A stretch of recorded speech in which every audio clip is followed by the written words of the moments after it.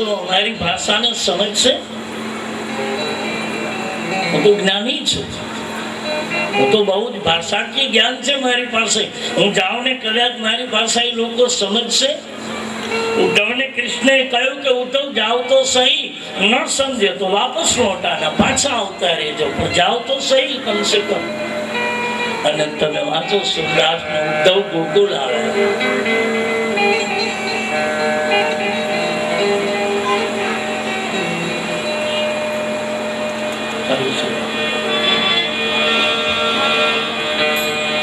એવો દાદી મારવાલા ને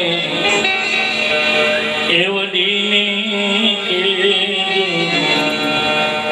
એને માને તું એમ નાવી લેજો. એવો દાદી મારવાલા એવડીને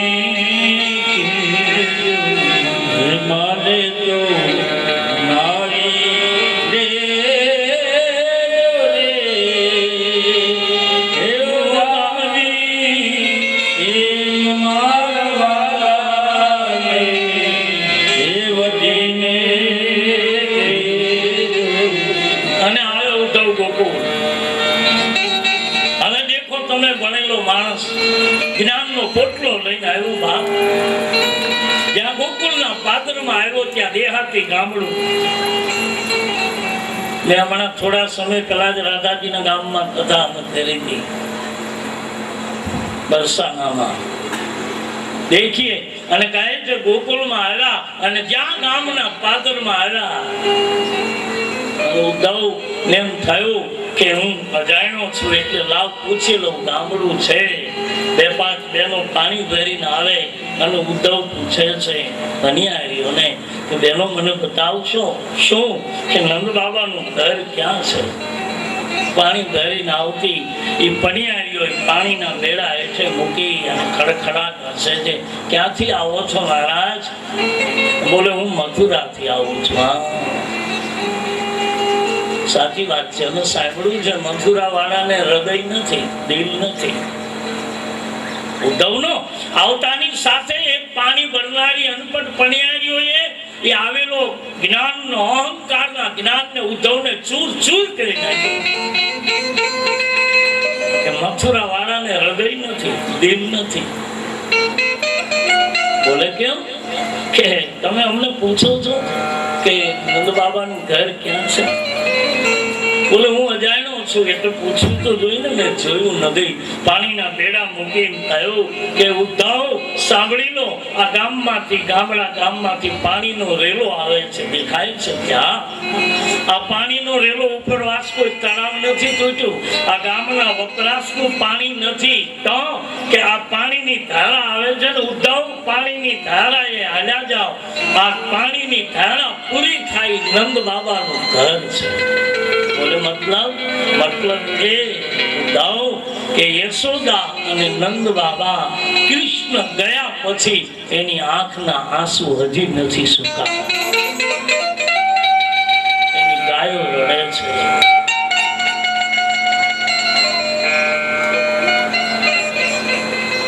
આંસુ હજી એના નથી સુકાયા. ઉદ્ધવ જઈએ. જ્યાં ઉદ્ધવ નંદ બાબાના આંગણામાં પગ મૂક્યો, 4 પાય ઉપર નંદ બાબા બેઠા છે.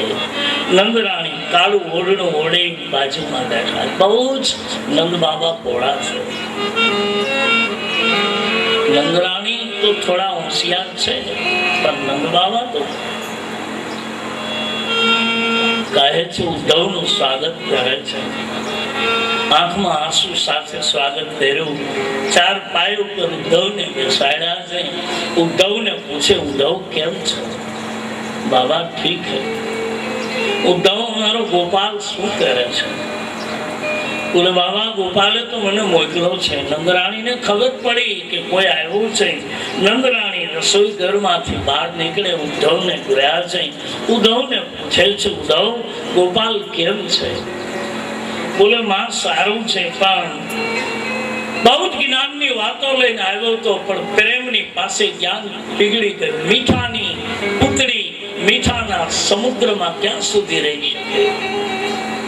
પીગળ ગયા. ઉદ્ધવ રોકાય. નંદ બાબા એમ કહે, ઉદ્ધવ અમારામાં પ્રેમ હોય તો કૃષ્ણના વિરહમાં અમારા પ્રાણ ન ગયા હોય બાપ, હવે હજી જીવીએ છીએ. ઉદ્ધવ પ્રેમ જોવો હોય તો હાલો અને ગૌશાળામાં લઈ જાય. ઉદ્ધવને એ કૃષ્ણની પાળેલી ગંગી ગાય હતી. એ મોઢામાં તણખું રહી ગયું છે. યાદ રાખજો, પશુને હાસ્ય નથી આપ્યું પણ આંસુ આપ્યા છે. આપણો ગાયનો બળદ રોઈ ન શકે, હસી ન શકે, પણ રોવે જરૂર. પશુ હસે નહીં, આપણી જેમ દાંત ન કાઢી શકે, પણ રોવે જરૂર. ગાય રડે છે. નંદ બાબા એક રાત્રિ રોકે. ઉદ્ધવને સવાર પડે, ઉદ્ધવ વિદાય લે અને નંદ બાબા એને નંદ રાણી કાચી માટીની કુરડીમાં મિશ્રી આપે છે. લઈ ઉદ્ધવ આવે, બહાર નીકળે. નંદ રાણી નંદ બાબા છેલ્લા શબ્દો બોલ્યા, સુદાસે લખાયા છે. એને એમ કહ્યું કે ઉદ્ધવ ગોપાલને કહેજો કે અમે તું મથુરાનો રાજા થયો છે, તને ગમતું હોય તો અમને ગમે છે, એ તું સુખી છે તો અમે સુખી છીએ. પણ ઉદ્ધવ એટલું તો ચોક્કસ કહેજો કે બહુ મોટી હવેલીનો માણસ થયો છે ને, એટલે કદાચ એને ત્યાં બહુ નોકરની ચાકરની જરૂર પડતી હશે. ઉદ્ધવ ગોપાલને એટલું કહેજો. શું બહુ અદ્ભુત ભાષામાં બોલ્યા છે સુરદાસ. ચાકર રેશું ભાગ લગાશું, ચાકર રેશું ભાગ લગાશું, કૃષ્ણ દર્શન પાશું. અમે ચાકર રહીશું, અમે નોકર થઈ તારા જમેલા હેઠા વાસણ મૂકીશું ગોવિંદ. પણ બહુ જરૂર પડે તો મને ને યશોદાને બોલાવી લેજો. આ છે પ્રેમ. જ્યાં પ્રેમ પ્રગટે છે ત્યાં પછી પદાર્થ નથી રહેતો, પૈસો નથી રહેતો. અને જ્યાં પ્રેમ સમાપ્ત થઈ જાય છે ત્યાં ગમે એટલી સંપત્તિ હોવા છતાંય સુખ અને શાંતિ નથી હોતી. આવા જોયા છે બાપ. ઉઠીના કરતા તો બહુ કર્યા છીએ મેરે ભાઈ બહેન. હું ને તમે જગત વંદનીય છે મારો તુલસી કહે. અને જ્યારે દ્રષ્ટિ પવિત્ર થઈ એટલે ધરતીને, અયોધ્યાની ધરતીને પ્રણામ કર્યા, સરજુને પ્રણામ કર્યા. પણ સૌ પ્રથમ પ્રણામ તુલસી કરે છે જે પ્રાચી દિશા ઉત્તર દિશામાંથી, જેમાંથી ચંદ્ર રૂપી રામનો પ્રગટ થયા છે, એવી માં કૌશલ્યાજીને વંદન કરે છે તુલસીદાસ.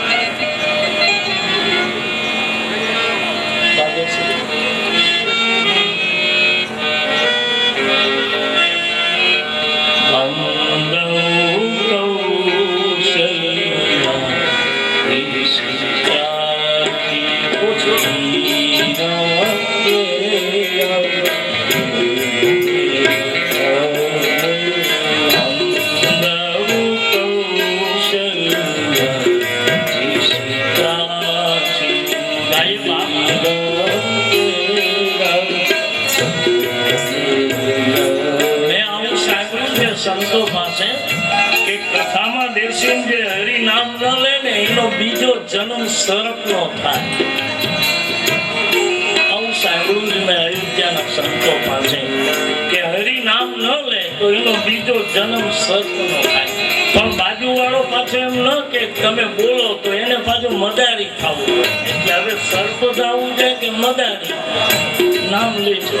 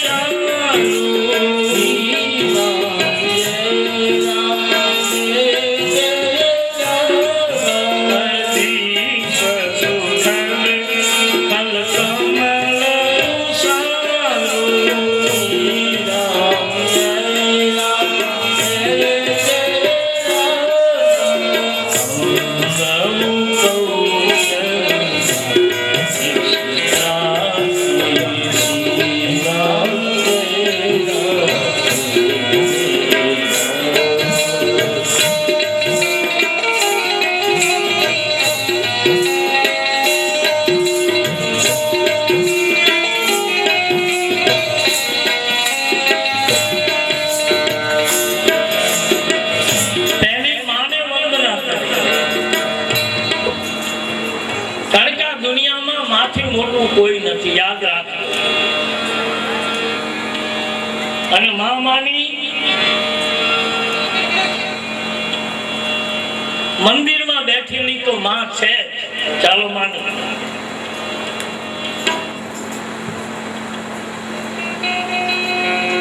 એ છે, કારણ કે એની વાત પણ રામાયણમાં છે. એક જ શક્તિના 52 પીઠા છે. સતી જ્યારે દક્ષના યજ્ઞમાં બળી ગયા, શિવજીને ક્રોધ આવ્યો એટલે સતીના 52 ટુકડા કર્યા. એમાંથી આ ભારતની ભૂમિમાં 52 પીઠા થયા ભગવતી માં જોગમાયા. અને 52 પીઠાની કથાને તમે વર્ણિત કરી લો. રામાયણમાં લખ્યું છે જાનકીની હાજરીમાં એક પણ રાક્ષસને રામ ન મારી શક્યા. હું હજી 8 દિવસ છું, આજ પછી મને કોઈ રામાયણમાં બતાવજો. એક પણ સ્થાન એવું નથી કે જાનકીજીની હાજરીમાં રામે કોઈ રાક્ષસને માર્યો. શું કામ? માં જાનકી રામને કહ્યું હતું કે હે પ્રભુ, જેમ દેવતાઓ મારા દીકરા છે, મનુષ્ય મારા સંતાન છે, એમ રાક્ષસો મારા બાળકો છે. હું એમને મારવા નહીં દઉં. રાક્ષસો મારા બાળકો છે, મારી હાજરીમાં હું મારવા નહીં દઉં. અને આજે માની હાજરીમાં જીવ હત્યાઓ થાય છે. કયા ભવે છૂટશો? મારી માં જાનકીની હાજરીમાં રામ રાક્ષસ નથી મારી શક્યો. રામને રાક્ષસ મારવો હતો તો જાનકીને આખી રામાયણમાં મને બતાવી દો. 8 દિવસ છે, હજી ગોતી લેજો. ક્યાંય જાનકીની હાજરીમાં રામ એક રાક્ષસ નથી મારી શક્યો. અને આપણે રાક્ષસ જેવા જીવો બની અને આજમાં ભગવતીની સામે જીવની હત્યાઓ કરી છે. કયા ભવે છૂટશું?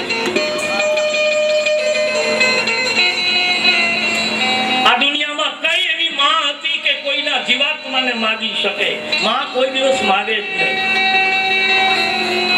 પણ હવે કોણ સમજાવે? નહીતર જાનકીજીની હાજરીમાં રાક્ષસ નથી. શું કામ? ભગવાન રામને કહી દીધું મારા બાળકો છે આ રાક્ષસો. છોકરું કોક એવું નબળું નીકળે ને તો એ કદાચ માં થપાટ મારી લે, પણ બાપ મારતો એટલે પકડીને વહી જાય. મારી નાખશે, મારા રોયા, માં મારવા ન દે. અને ઈ માની હાજરીમાં બેસી અને હું તમે જો આવા અકૃત્યો કરતા હોઈએ, કયા હવે છૂટશું બહાર? લખ્યું છે આપણા ઉપનિષદોમાં, માતૃદેવો ભવ, પિતૃદેવો ભવ, આચાર્ય દેવો ભવ, અતિથિ દેવો ભવ. આપણા દેવ એવી માને વંદન કર્યા, પ્રણામ કર્યા. અને પછી અયોધ્યાના મહારાજ દશરથજીને વંદન કરે. બંધવ અવધ ભુવન શક્તિ પ્રેમ જય રામ પર, બિછુડત દીન દયાલ પ્રિય, તનો પુરમ એવ પરિહરે. અયોધ્યાના સમ્રાટને ગોસ્વામીજી કહે મારા વંદન. તુલસીને કોઈએ પૂછ્યું કે એક સંત બની રાજાને પ્રણામ કર્યા, શું કામ? એક સાધુ કોઈના, એક સંત કોઈના પગ પકડે, શું કારણ? બહુ સુંદર જવાબ આપ્યો કે હું અયોધ્યાના સમ્રાટ છે એટલે પગે નથી લાગતો, પણ બંધવ અવધ ભુવન સત્ય પ્રેમ જય રામ કરે. જેને રામ ઉપર સાચો પ્રેમ છે. રામ એટલે ખાલી મંદિરમાં બેઠો એવડો રામ નથી. આપણે એમ માનીએ મંદિરમાં રામ એટલે પરમ સત્ય, એનું નામ રામ.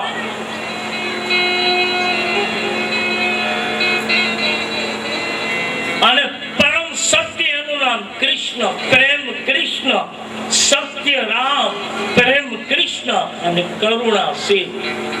સત્ય, પ્રેમ અને કરુણા.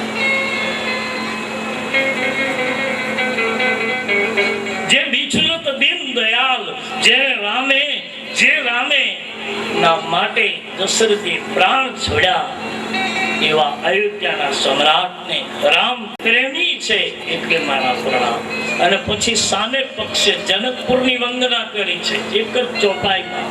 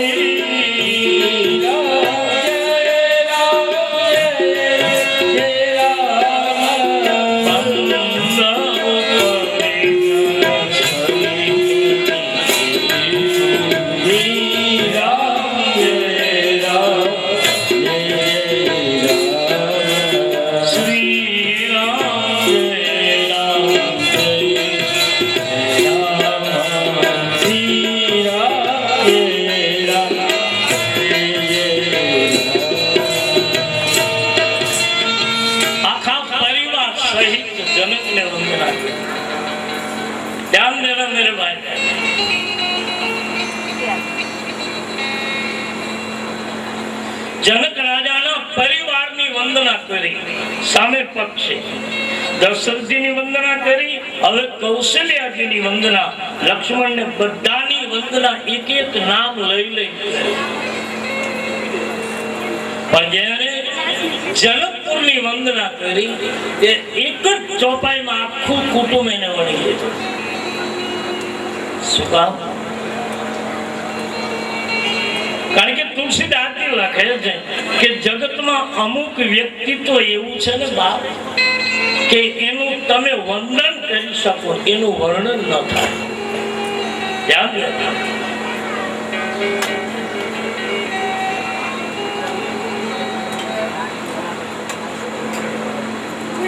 કે આખી રામચરિત માનસમાં જનકની વંદના કરી. અને જનક એટલે શું કહો બાપ, જેનું ગીતામાં કૃષ્ણને કહેવું પડ્યું જનક માટે શું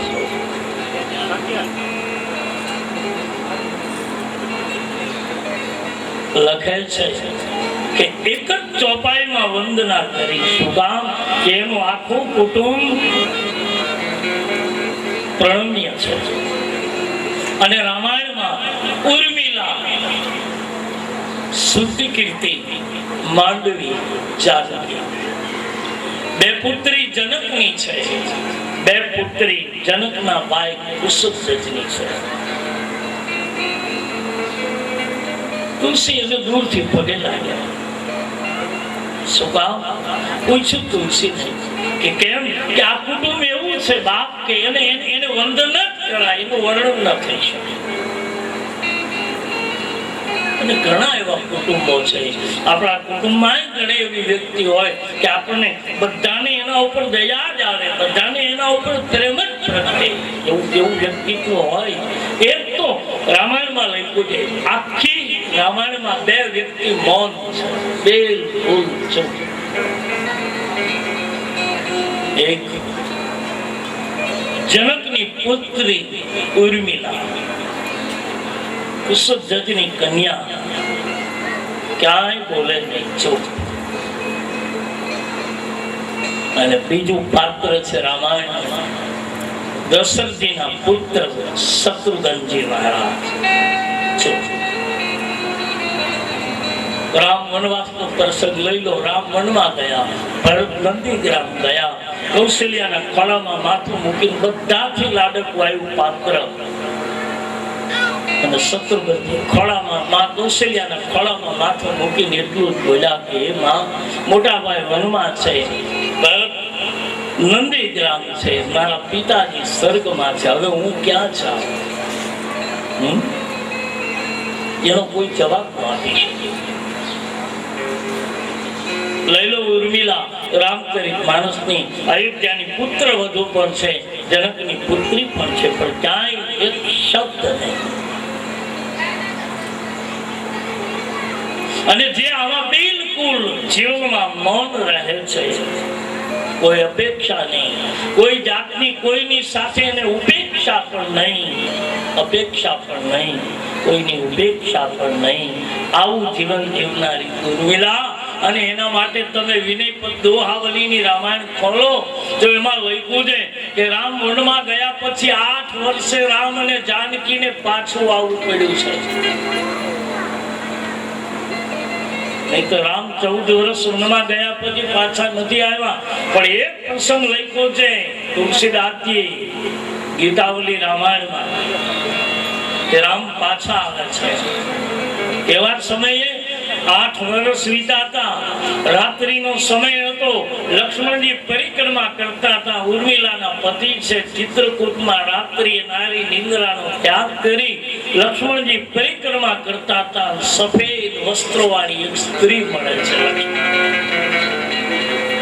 લક્ષ્મણને પૂછે છે, લક્ષ્મણજીએ કહ્યું છે માતાજી આપ કોણ છો? કે બોલે આમ તો મારા 2 નામ છે. બોલે કોણ? કે એક તો મારું નામ છે નિંદ્રા દેવી અને બીજું મારું નામ છે સુનંદા દેવી. આ 2 નામથી જગત મને ઓળખાય છે. બોલે કેમ આવ્યા છો? કે તમે 8 વર્ષથી જાગો છો એટલે તમને હું અડીશ નહીં. તમે નારી નિંદ્રાનો ત્યાગ કર્યો છે. ખાલી મારો પાલવનો છેડો તમારા માથા ઉપરથી આમથી આમ લઈ લો તો તમારા 8 વર્ષનું જે જાગરણ થયું છે એનો થાક ઉતરી જાય. લક્ષ્મણજીએ ના પાડી, મને થાક નથી લાગ્યો, મને કોઈ પરિશ્રમ નથી. પણ ત્યારે લક્ષ્મણજીને બાપ ગમે તેવો સંસારમાં આવેલો જીવ લક્ષ્મણજીને 8 વર્ષે ગમે તેમ તો પોતાની પ્રિયા ઉર્મિલા યાદ આવે છે. તમને ખબર છે આપણે બહેનો એમ કે પુરુષ ઘરે નથી એટલે અમને બીક લાગે છે, ડર લાગે છે. આપણે કહીને બહેનો એમ કે ડર લાગે, એવું નથી બહેનો. તમે નો ને તો પુરુષો એકલો ડરતો જો, એ તો કોઈને કહે નહીં, તમે કહી દો એટલું. બાકી ડર તો એને લાગે જ. વૈકુંઠ રામાયણમાં પ્રિયાહીન ડરપત મન મોરા, રામ બોલ્યા છે લક્ષ્મણ જાનકી વિના મને એકલાને ડર લાગે છે. લક્ષ્મણે કહ્યું મોટા ભાઈ ઉર્મિલા મારી જાનકી નથી એટલે મને અને આવું બની શકે. આનું નામ તો મારું તુલસી કઈ અનન્યતાની વાત છે. આ નથી એટલે જ તકલીફ છે. લક્ષ્મણજીને ઉર્મિલા 8 વર્ષે યાદ આવે અને રામજી જાગી જાય. લક્ષ્મણને જાનકીને કહે દેવી લખન કોની સાથે વાતો કરે? જાનકીજી આવ્યા અને લક્ષ્મણજી ત્યારે ઉર્મિલાની યાદ કરી નિંદ્રા દેવીને એટલું કહે કે તમે જાઓ અયોધ્યા, મારી મહારાણી ઉર્મિલા દૂધનો કટોરો લઈને મારી રાહ જોઈને વાંચે, કદાચ એને થાક લાગ્યો છે. આટલી વાત યાદ કરે ત્યારે જાનકી કહ્યું પ્રભુ મારી નાની બહેન છે, આપણે નીકળ્યા ત્યારે એને મળવા નથી ગયા, જાવું જોઈએ. અને સીતારામજી એક રૂપે અયોધ્યામાં અને એક રૂપે ચિત્રકૂટમાં રોકાયા. અને ઉર્મિલાને એટલા માટે હું વંદન કરું છું બાપ, સામા પક્ષે જનકપુરનું આવું એનું કુળ હતું. અને કહે છે કે રામ પ્રગટ થયા અને ઉર્મિલાને કહ્યું દેવી માંગી લો શું આપું? ત્યારે ઉર્મિલાની માંગણી દેખો તમે. આ દેશની નારી, અમારા દેશની બેન બેટી માંગતી ત્યારે શું માંગતી?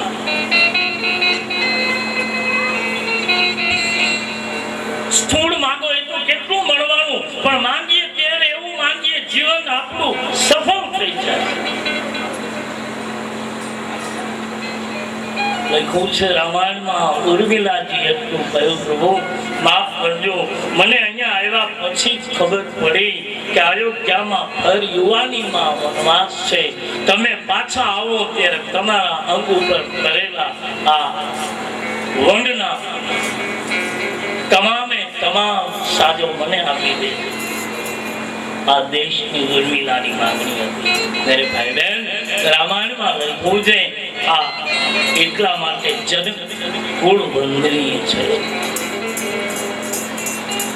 એટલે તુલસી લખ્યું છે બંધ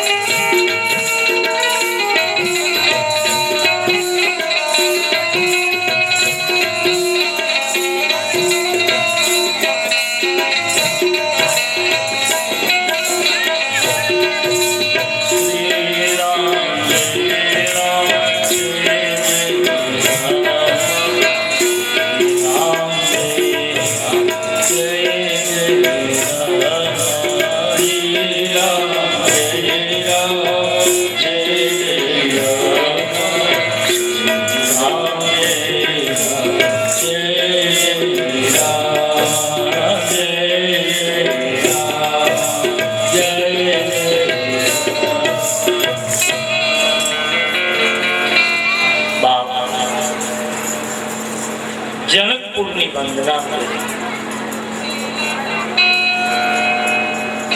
અને પછી અયોધ્યાની વંદનામાં ભરતને પ્રણામ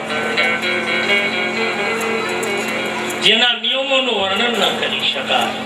ભરત ચરિત્ર આવશે ત્યારે ભાઈ ભાઈનો પ્રેમ શું છે. આપણે આજે કહેવાતા ભાઈઓ સારી વસ્તુ છે. બાપ એક માના છીએ, એક બાપના છીએ.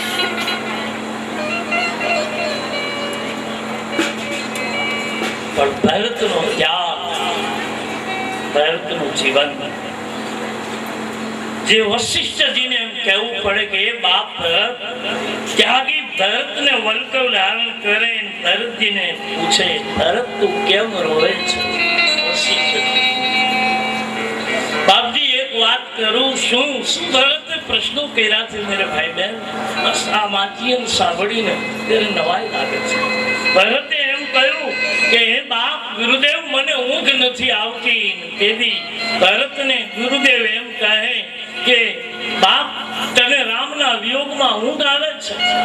તેથી જવાબ બહુ સારો આપ્યો હતો, પ્રભુ ઊંઘ સુખ માટે નથી માંગતો. યાદ રાખજો, સુખ માટે ઊંઘ માંગે ને એને ગોળી લેવી પડે. જેને સુખની ઊંઘો લેવી છે એને દવા લેવી પડશે. તો તમે પૂછી શકો તો પછી ઊંઘ કઈ? ત્રણ છે. ઊંઘોના ત્રણ નિયમ છે વેદોમાં: સાત્વિક, રજોગુણી, તમોગુણી અને સત્વગુણી.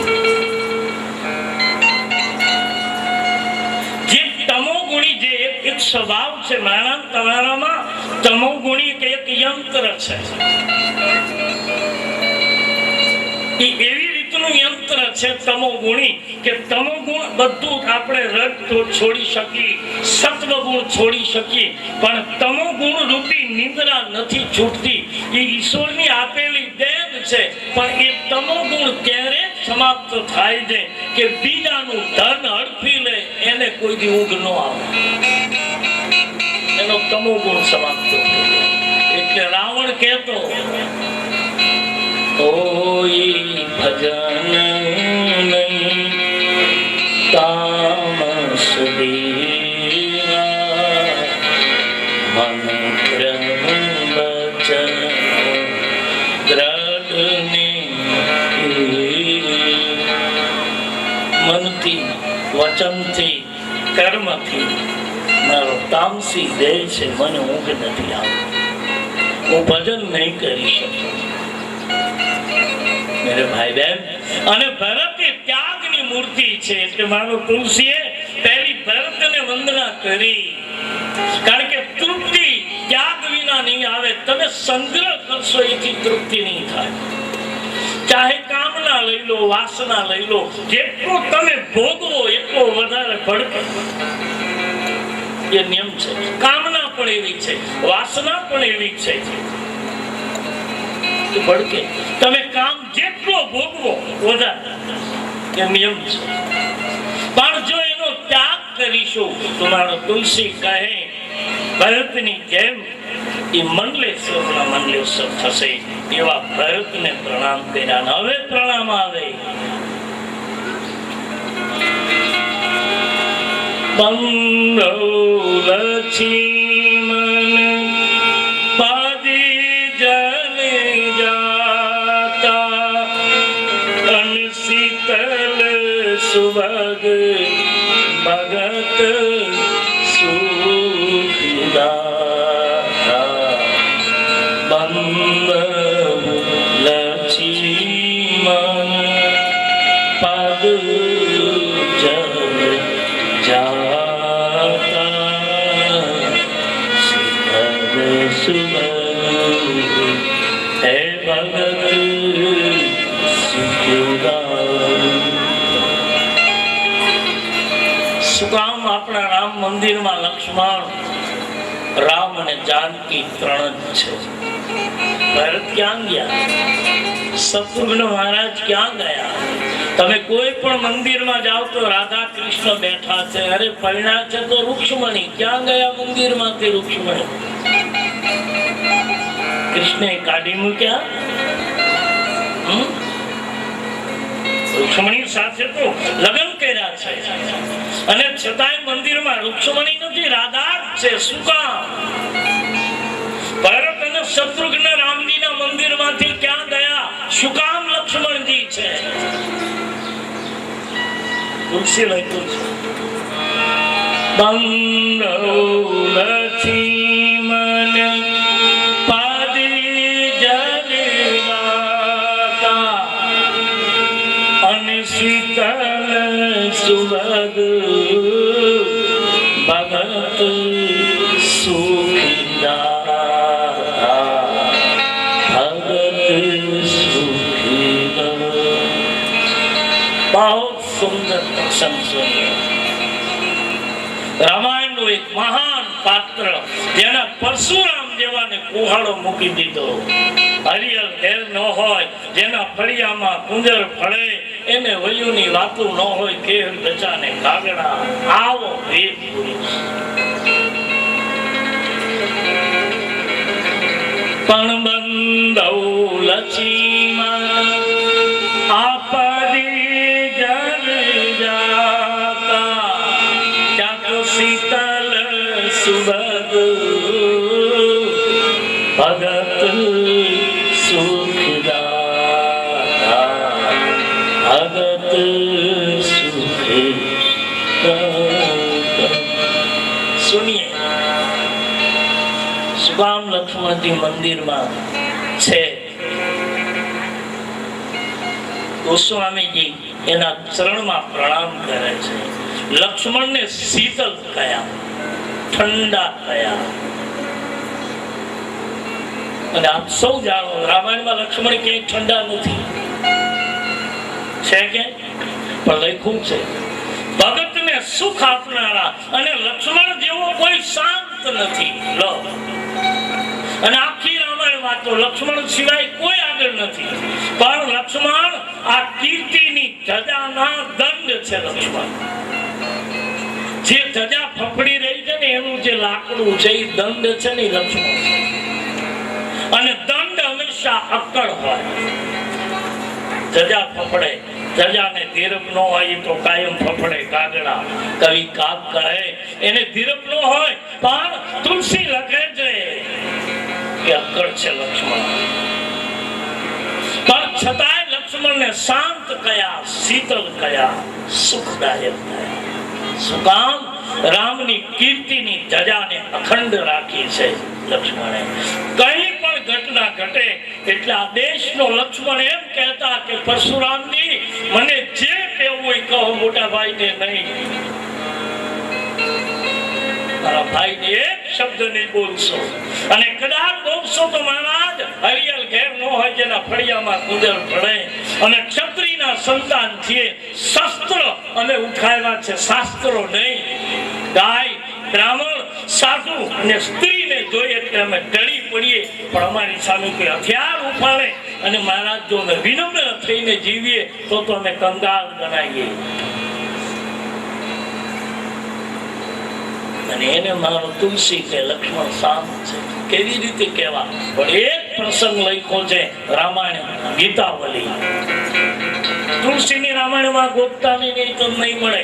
તુલસી પછીના 12 પુસ્તક લખ્યા છે, એમાં વાંચજો. રામાયણ તો બહુ સૂક્ષ્મ તુલસીદાસજી લખીને મૂકી દીધી છે. પછીના 12 પુસ્તકોમાં જે મનન ચિંતન કરી અને તુલસીએ લખ્યું છે, અદભુત વર્ણન કર્યું છે કે રામાયણને સમજવા માટે બીજા 12 પુસ્તકો અતિ આવશ્યક છે. સાંભળવા, જાણવા, વિચારવા. સુકામ લક્ષ્મણજીને નજીક રાખ્યા. શીતલ સુકામ કહે. એક જ પ્રસંગ લખ્યો છે કે ચિત્રકૂટમાં સીતારામજી એક દિવસ બેઠા હતા. દયાળુ તો દેખો આ લક્ષ્મણ જતી દાડો નેકરણ. લક્ષ્મણ જતીનો અવતાર છે. બાપ જંગી દ્રંગ લોડાય દાડો નેકરણ. અને એ પણ લક્ષ્મણે માંગ્યું છે કે મહારાજ આજ જંગલમાં રહીને વનમાં દર ભટકા છીએ, પણ સેવાનો અવસર તમારા સિવાય નથી આવ્યો. મારા દુનિયાની સેવા કરવી અને લક્ષ્મણ સેવા કરવા માટે આ પૃથ્વીમાં અવતાર લીધો. દાદો મેઘરણ લાલિયાને મોતિયાને લઈ રાત જંગલમાં જેને સેવા કરી, અને જેને સેવાના એવા પડી જાય ને એ જ સેવા કરી શકે, બાકી વાતો કરે. તમે કીધું હોત તો અમે 9 દીમાં એકાદો દી આવત પાણી પાવા. હવે પિતૃ પાયા અહીંયા પૂરું થયું. સેવા તો જેને એવા પડ્યા કરી શકે, વાતોથી ન કરી શકાય. જેને સેવા કરવી છે એટલે એને તો એવા હોય છે ને. ત્યાં જાઓ ત્યાં તરબની જીગામાં કૂતરાને લુખસ થઈ. તરબની જીગાની બહાર બેઠો તો દેવીદાસ બાપુને એક સંતે આવીને કીધું કે બાપુ અહીંયા તો રક્તપિત્યાના રોગ મટી જાય અને તમારે જીગાનો રોટલો ખાય અને આ જીગાના કૂતરાને લુખસ કેમ થઈ છે? દેવીદાસ બાપુએ જવાબ બહુ સુંદર આપ્યો. સંતે એમ કહ્યું દેવીદાસ બાપુએ કે અહીંયા રક્તપિત્યા માણસના રોગે મટી જાય, કૂતરાના રોગ થાય નહીં, પણ થવાનું કારણ એ જ છે. શું કે આ કૂતરું જગ્યામાં જ રહે છે, જગ્યાનો રોટલો ખાય છે, અહીંયા જગ્યાના દરવાજે પડ્યું છે, જન્મું છે, અહીંયા મોટું અહીંયા થયું અને મરણ પથારી અહીંયા જ પડ્યું છે. પણ આખી જિંદગી કૂતરાએ જગ્યાનો રોટલો ખાઈને પડ્યું રહ્યું, પણ રાતે 12 વાગ્યા પછી કોઈને કરડે નહીં તો કાંઈ નહીં, પણ મોડી રાત્રિ આવે તો ખાલી એને ભસીને જગાડવા તો જોઈને કે કોક આવ્યું. આને આખી જિંદગીમાં કોઈને જગાડ્યા નથી, એટલે લુખસ થઈ.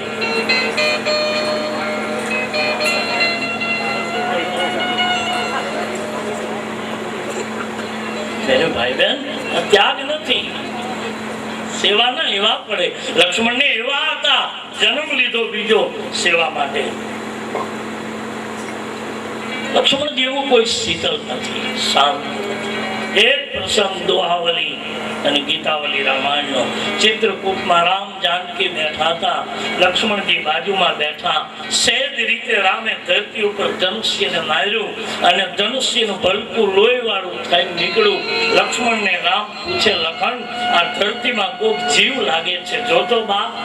અને લક્ષ્મણ ધરતીમાં ખાડો ખોદે અને એમાંથી એક મેઢક દેડકો નીકળ્યો, એની પીઠમાં રામનું તીર વાગ્યું. લક્ષ્મણે પૂછ્યું, મોટા ભાઈ આ ધરતીમાં દેડકો હતો ને એને તમારું તીર વાગ્યું છે. ભગવાને કહ્યું કે એ મેઢકને એ જીવને પૂછી જો, કંઈક બોલવું તો ખરું, હું મારત નહીં. લક્ષ્મણે જવાબ બહુ સુંદર આપ્યો, મોટા ભાઈ કે હા, જો કોઈ બીજાનું બાણ વાગ્યું હોત તો તમને ફરિયાદ કરી શકાય, પણ જેને તમારા જ ઘા વાગ્યા હોય કોને ફરિયાદ કરવા છે? જેને તમારા બાણ વાગ્યા કોને ફરિયાદ કરે? આપણું ભૂકંપે પાડ્યું કોને કહેવા જાય? પણ કોકનું જીસીબી આવ્યું હોય તો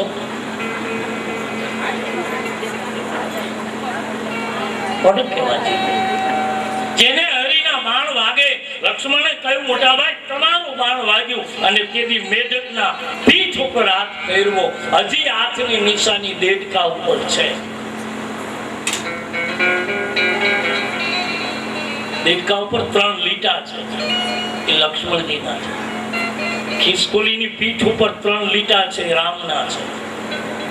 સમુદ્રને કિનારે રામે એને એક પશુ પક્ષી સહિતની રામાયણમાં કથા છે. આપણા ઘરમાં એક રહેલી ચકલીનું અધ્યાત્મ જાણવું હોય તો રામાયણમાં છે. કે આપણા ઘરમાં રહેલું એક પક્ષી મને તમને કેટલો ઉદ્બોધ આપે છે, વાંચો રામાયણ. અદ્ભુત ઉદ્બોધ આપીને ગયા કે એક સામાન્યમાં નાની એવી ચકલી ઘર આપણા ઘરમાં હોય, આપણે એમ થાય શું કહેવાય, પણ નહીં, બહુ મોટો ઉદ્બોધ આપીને જાય છે મને પક્ષી. રામાયણમાં લખ્યું 24 કલાક તમારા ઘરના આંગણે રહેલું પશુ પક્ષી તમારી ચર્ચા કરે છે, 24 કલાક. તો આપણે એની ભાષા સમજતા નથી એટલે સારું છે. નહીં તો બહુ જ્યાદા ઘરમાં ઉંદરડા હોય તો આપણે નથી કહેતા કે અમારા ઘરમાં ઉંદર બહુ છે. અને તમે જુઓ ઉંદર લગભગ દસ્તાવેજ જ કાપી નાખે, એને ખબર છે કે આ ઘર અમારા તમારા ખાતે ચડાવી બેઠા છે. અને એ તો આપણે એની ભાષા નથી સમજતા. નહીતર આપણે વહી જાય ત્યારે એ નહીં કહેતા હોય કે આ લ્યો ગયા બધા હવે શાંતિ. એની ભાષા રામાયણમાં અદભુત રીતે લખી છે. 3 પક્ષીઓની વાત છે, પણ હવે સમય પ્રમાણે આગળ કહીશું. રામાયણમાં 3 પક્ષીઓની અદભુત વાત લખી. દશરથજીએ જેને મિત્ર બનાવ્યો, એક ગીતરાજ જટાયુ. અદભુત દશરથજીનો મિત્ર, કેવી વાતો કરે અને કેવો મિત્ર બન્યો કે રામની જાનકીને લઈને ગયો ત્યારે પ્રાણ આપી દીધા એને. નહીં તો રામને ઓળખતો નહોતો, પણ ખબર પડી કે મારા મિત્રની પુત્ર વધુને લઈને રામ જાય છે, એટલે પાંખ કાપી નાખી, પ્રાણ આપી દીધા. પણ રામની જાનકીને બચાવવાની કોશિશ કરી અને આ દેશના મનુષ્યો મારા દેશની જાનકીઓના અપહરણ કરવા નીકળ્યા છે. પંખીઓ બચાવતા હતા અને આ દેશના 2 પગાળા માનવી મારા દેશની બેન દીકરીની બેઇજ્જત કરવા નીકળ્યા છે.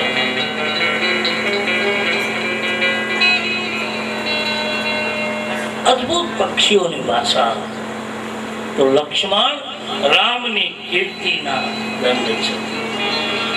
બંગો લક્ષ્મણ પદે જન જાતા અને શીતલ સુરગ ભગત સુખદા.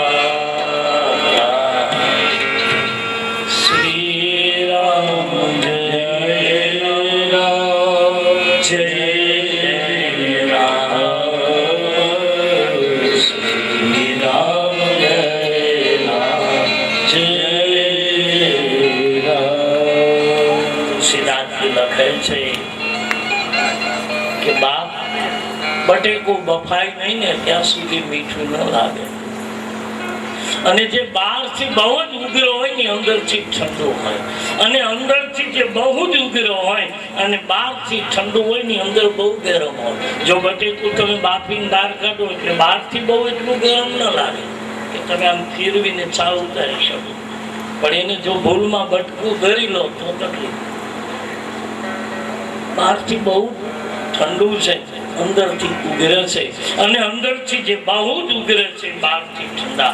લક્ષ્મણજી દેખાય છે શીતલ, અંદરથી એના જેવા ઉગ્ર કોઈ નથી, અને અંદરથી ઉગ્ર છે એના જેવો કોઈ બહાર શીતલ નથી. લક્ષ્મણજીની વંદના કરી, ભરતની વંદના, શત્રુઘ્નની વંદના, તુલસીદાસજીએ ભગવાન ગુરુદેવની ચરણ રથ પછી બધાને વંદન કર્યા.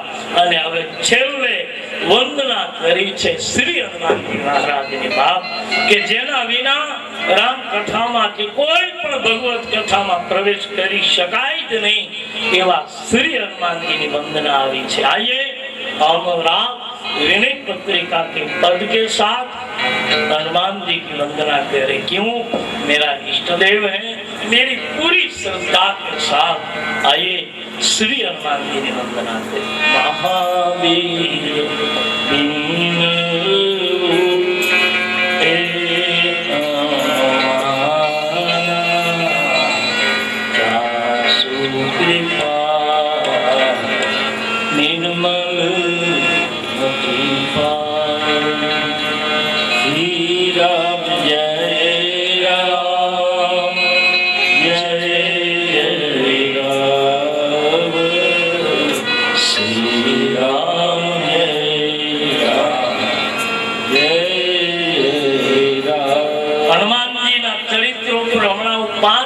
બોલો બાપ.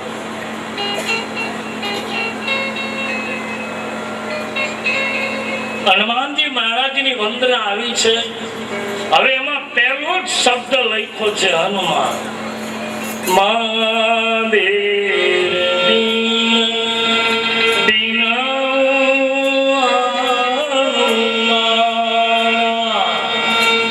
અને રામ જાસુ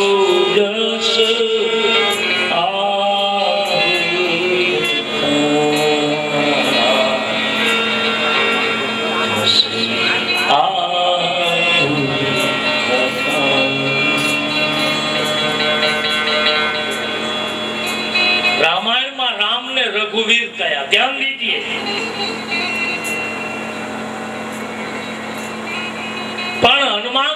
મહાવીર કયા છે. હનુમાનજી એકને જ મહાવીરનું સંબોધન મળ્યું છે. કારણ હનુમાન નથી, હનુમાન છે. અને હનુમાનનો શબ્દાર્થ સીધો સરળ કરવો હોય તો કરી શકાય, જેને પોતાના માન અપમાનની પડી નથી એનું નામ હનુમાન. બીજું, ઘણા કહે કે હનુમાનજીને બેનો પગે લાગી શકાય. હનુમાનજીને બેનો તેલ ચડાવી શકાય. પણ પહેલી વસ્તુ સાંભળી લો, હનુમાનજીને તેલ ચડાવવાનું આવતું જ નથી. અને હનુમાનજીને અને શનિને કાંઈ લેવા દેવા છે નહીં. ધ્યાન દેના હનુમાનજી માટે 5 મિનિટ. હમણાં હું 5 દિવસ બોલ્યો છું એના ઉપર. કારણ કે હનુમાનજીને શનિવારને કઈ લેવા દેવા. હનુમાનજી મંગળવારના દિવસે જન્મા છે. ચૈત્ર સુદ પૂનમ મંગળવાર. કારણ કે અમંગલનો નાશ કરવા માટે એને મંગળ લીધો છે. શિવ અને પાર્વતી પરણીને આવ્યા ને પછી પાર્વતી કીધું, મહારાજ એક વખત આપણા બેયના લગ્ન થયા, મારે મળી જવું પડ્યું, આ બીજા લગ્ન છે, એટલે તમે કૃપા કરો અને કંઈક આપણે 2 જણા એવું કંઈક મંગળ પહેરીએ, એવું કંઈક આપણે પહેરીએ કે જેથી કરી અને આપણે સંસારમાં તકલીફ ન પડે. એટલે શંકરે કીધું કે તો પછી આપણે એક ગ્રહ પહેરીએ. અને શંકર જયારે ગ્રહ પહેરે ત્યારે કયો ગ્રહ પહેર્યો? મંગળ નામનો ગ્રહ પહેરે છે.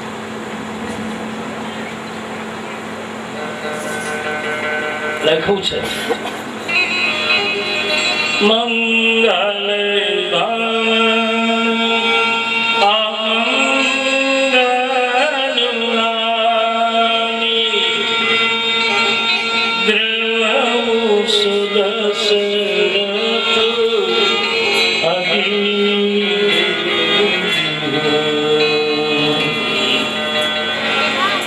મંગળ નામનો ગ્રહ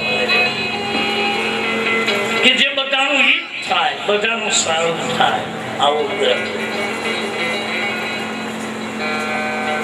તો શ્રી હનુમાનજી મંગળવારે જન્મા. શનિ માટે તો શનિવારે એટલા માટે આપણે એને તેલ ચડાવીએ છીએ. એક તો હનુમાનજીને તેલ ચડાવવાનું આવતું નથી. હનુમાનજીના પગમાં થોડુંક વાગ્યું છે. એ પણ વજ્રનો ઘા, ઇન્દ્રનો નહીં.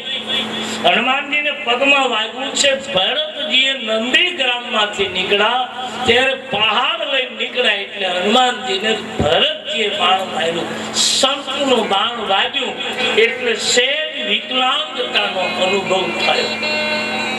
અને એ જ દિવસે શનિવાર અયોધ્યામાં જયારે પહાડ સહિત પડ્યા થયા પછી ખબર પડી ભરતને કે એ તો ભાઈ આમ થયું છે.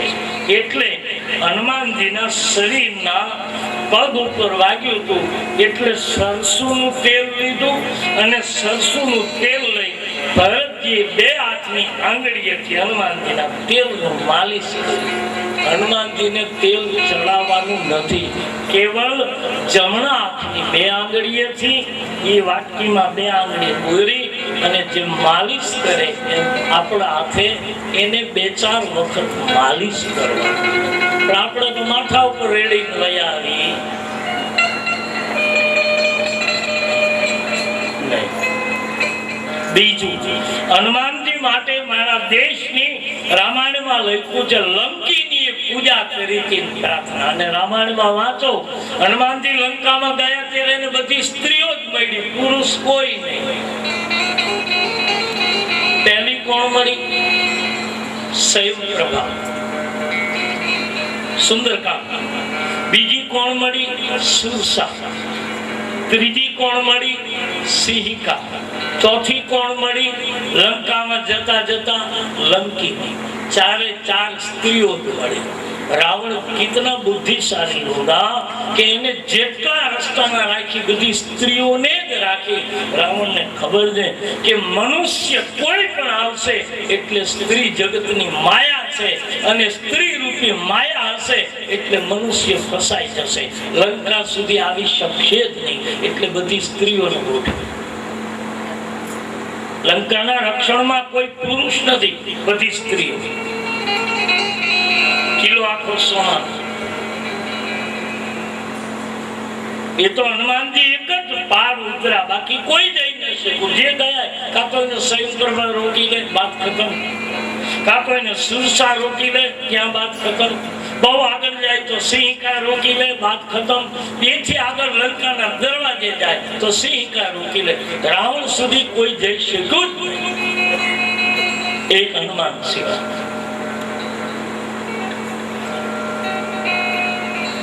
તો મારા દેશની રાક્ષસીઓ જો હનુમાનજીની પૂજા કરી શકે, પ્રણામ કરી શકે, તો મારા દેશની બેન બેટી હનુમાનજીને પગે ન લાગી શકે, પૂજા ન કરી શકે? કોને કહે? હા, એક સમય જરૂર છે, એ સમય સાવધાની, એ તો કુદરતની દેન છે. બાકી ચોક્કસ કરી શકાય. હા, બેનો પાછળ હાથ રાખીને હનુમાનજીને પગે લાગે એનું પણ બહુ મોટું કારણ છે. મહાબલીના ચરિત્રમાં એક રાક્ષસની કન્યાએ માંગણી કરી હતી કે મારે કોઈ પણ સંજોગે હનુમાનજીની સાથે લગ્ન કરવા છે. પછી એના પિતાએ એમ કહ્યું કે બેટા, એ બ્રહ્મચારી છે, શંકરનો અવતાર છે, એ પરણે નહીં, એની સાથે લગ્ન ન કરે. બોલે ગમે તેમ થાય, મારે પરણવું છે. બાપને પાણી આપ્યું કે હું પરણીશ. મહાબલીના ચરિત્રમાં લખ્યું છે કે હનુમાનજી ની પાસે ગઈ બાપના મરણ પછી, અને હનુમાનજીને કહે છે પ્રાર્થના કરીને કે કોઈ પણ સંજોગે મારી સાથે પરણો. હવે જુઓ, ભગવાન શંકર આવ્યા, હનુમાનજીને કહ્યું કે તમારે આ સ્ત્રી સાથે જો તમે લગ્ન કરો તો જ આ રાક્ષસ મળશે, નહીતર નહીં મળે. આ બધા સંજોગ છે. હનુમાનજી કે હું બ્રહ્મચારી છું, શું કરું? શંકરનો જ અવતાર છે ને, હનુમાનજી શંકર હતા, એ જ હનુમાન થયા. અને હનુમાનજી બન્યા ત્યારે પાર્વતી શંકરને કહ્યું પણ ખરું કે મહારાજ, મને એકલી મૂકીને ક્યાં પૃથ્વીમાં જાઉં છો, 11મો રુદ્ર બનીને, પછી હું ક્યાં જાઉં? એટલે શંકરે કહ્યું, દેવી, હું પરમ વૈરાગીનું રૂપ લઈને જાઉં છું, બ્રહ્મચારી બનીને જાઉં છું, એટલે મારી સાથે તમે નહીં ચાલો. એટલે કહ્યું કે તું મને લઈ જાઓ, હું શક્તિ છું, તમે શિવ છો. પછી શંકરે કહ્યું, એક કામ કરો, મારું પૂંછ બની તમે આવો. હનુમાનજીનું પૂંછ પાર્વતી છે.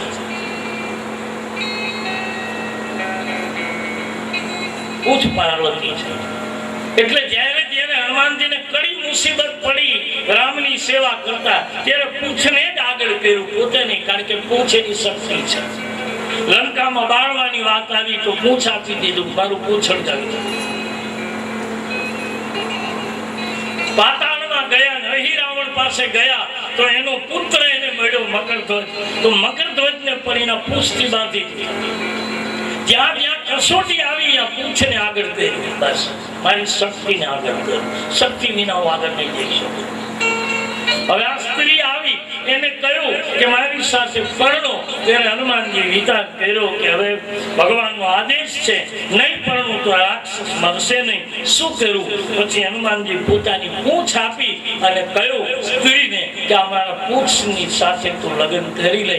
એ મહિલા, એ રાક્ષસી સ્ત્રી, મૂળ તો ગાંધર્વની કન્યા, મૂળ તો અપસરા હતી, એ હનુમાનજીના પૂંછ સાથે પરણી. અને ત્યારથી હનુમાનજી કહ્યું કે આજથી તું મારી સામે નમન નહીં કરી શકે. કોઈ પણ દુનિયાની સ્ત્રી મને પગે લાગવું છે તે પાછળ પૂંછનો આકાર કરવો પડશે. એટલે પાછળ પીઠ આડા પૂંછ જેવો આકાર કરી અને મારા દેશની બહેનો પગે લાગે છે.